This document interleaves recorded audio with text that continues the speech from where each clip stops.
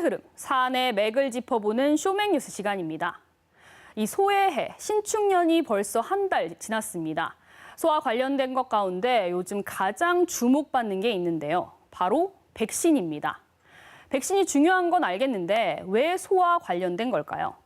백신이란 말은 소를 뜻하는 라틴어에서 유래됐습니다. 영국 의사 에드워드 제너가 우두에 노출된 사람이 천연두에 걸리지 않는다는 점에 주목해 우두를 접종해 천연두를 예방한 것이 최초의 백신인데요. 이 코로나19라는 전례 없는 감염병 사태 속에서 2021년 백신이 그 어느 때보다 많은 관심을 받고 있죠. 이미 많은 나라에서 백신 접종이 시작된 가운데 우리 정부도 구체적인 접종 계획을 밝혔습니다. 백신은 이달 고위험 의료기관 종사자를 시작으로 재가노인 복지시설 종사자, 65세 이상 노인 등의 순으로 접종되고 하반기에는 일반 성인도 접종을 시작합니다. 이렇게 되면 11월쯤 집단 면역을 형성할 것으로 정부는 기대하고 있습니다.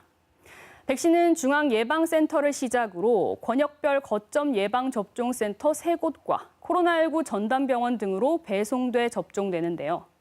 이를 위해 지역에서도 백신 접종 추진단을 구성하고 접종센터를 마련하는 등 본격 준비에 나섰습니다. 예방접종 이상반응위원회를 저희들 구성할 예정입니다.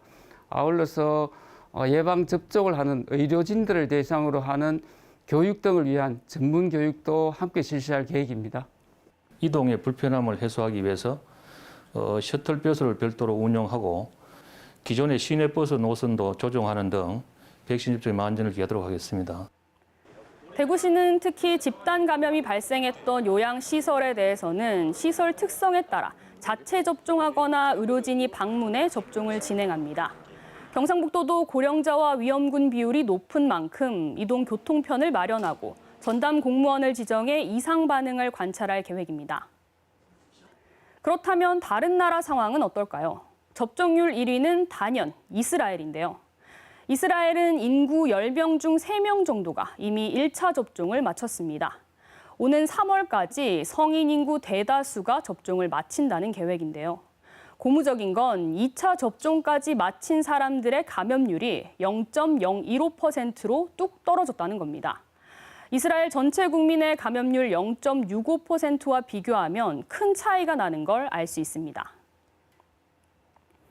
미국과 중국, 영국 등에서도 빠르게 접종이 이어지면서 전 세계 코로나19 백신 접종 인구는 8천만 명을 넘었는데요. 그런데 조금 이례적인 선택을 한 나라도 있습니다. 바로 인도네시아입니다. 인도네시아에서는 미국이나 영국 등과 달리 18살에서 59살 사이 청장년층을 우선 접종 대상자로 정했습니다. 사망률을 줄이기 위한 대다수 나라와 달리 경제 활동 인구를 먼저 접종해 바이러스 전파율을 낮추겠다는 건데요. 이 집단 면역 도달 시기 등 어떤 방식이 효과적인지는 조금 더 지켜봐야 할 것으로 보입니다. 그리고 백신만큼 중요한 게 있죠. 바로 치료제입니다. 백신이 각국에서 접종을 시작한 것과 달리 코로나19 치료제 개발은 여전히 현재 진행형인데요. 국산 1호 치료제로 주목받고 있죠. 셀트리온의 레키로나주에 대한 중앙약사심의위원회의 자문 결과가 최근 발표됐습니다. 신청 품목의 국내 환자에 대한 필요성이 있다고 인정되어서 3상 임상시험 결과를 제출하는 것을 조건으로 품목 허가할 수 있을 것으로 자문하였습니다. 다만 경증 환자에 대한 임상적 의미는 결론을 내리기 어렵다며 일부 제한된 환자군에서 사용하는 것을 권고했습니다. 식약처는 앞으로 심사 자료를 제출받아 검토한 뒤 최종 점검위원회를 통해 레키로나주의 허가 여부를 최종 결정할 계획입니다. 치료제는 아직 개발하고 있고 백신은 접종하더라도 100% 면역이 형성되는 건 아니죠. 면역이 형성되기 전 혹은 시간이 흘러 면역 효과가 떨어지면 접종자도 코로나19에 걸릴 수 있습니다.